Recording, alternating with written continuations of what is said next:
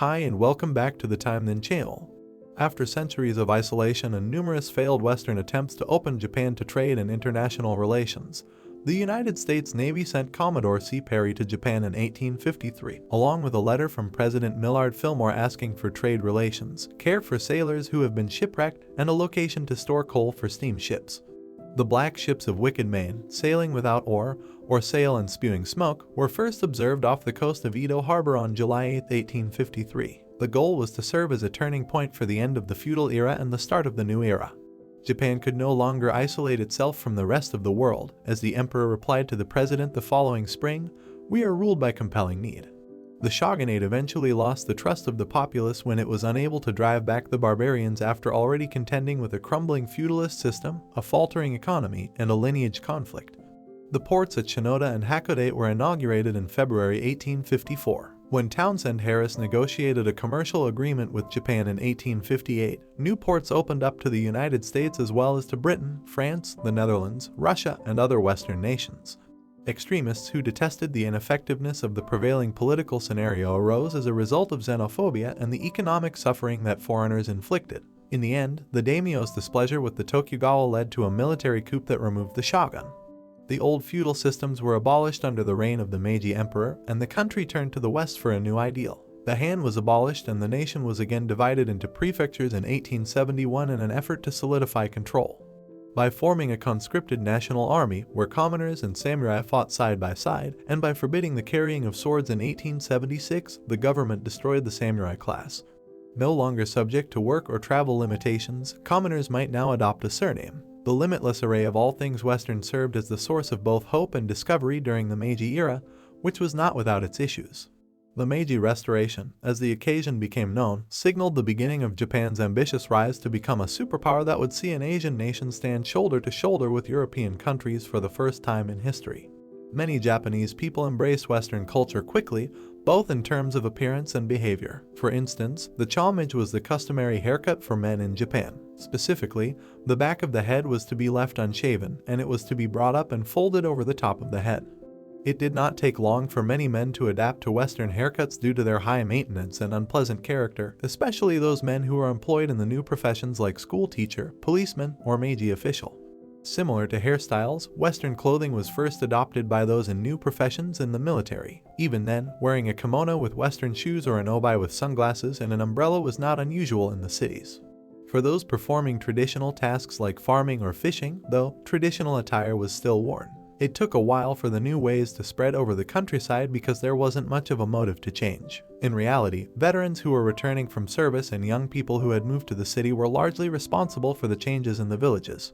The original photographer behind these hand-colored amazing prints of Japan in the 1890s is unknown. The photos are part of a large photo collection held by the New York Public Library and range from posed images of domestic life to breathtaking landscapes of Japan. Please kindly subscribe, like, and comment.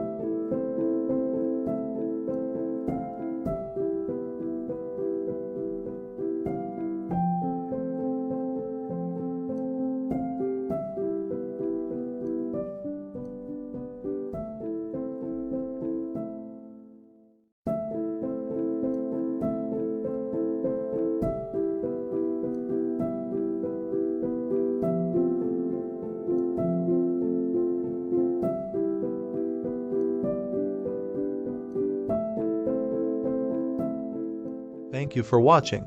If you liked the video, please kindly subscribe and see you on the next one.